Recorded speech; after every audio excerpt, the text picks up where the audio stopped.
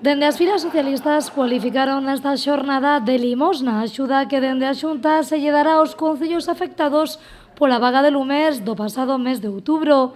Segundo o secretario xeral do PSOE Pontevedra, a Xunta soamente aportará o 22% dos gastos ocasionados durante esa xornada. Creemos que de una vez por todas se tienen que tomar en serio a Galicia y se tienen que tomar en serio el tema de los incendios.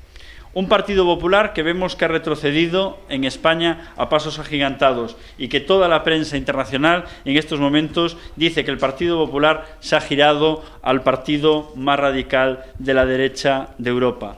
Regades falou tamén dos vindeiros comicios locais e dixo que o PSOE elixirá a todos os seus candidatos no mes de setembro.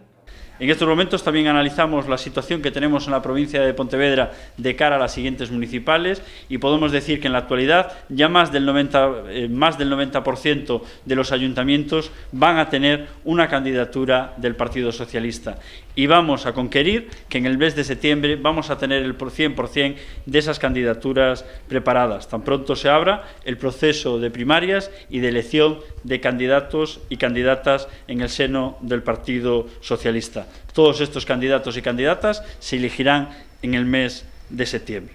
Un PSOE provincial que tamén se tomará uns días de vacacións e, salvo algunha excepción, voltarán coa vida política no mes de setembro.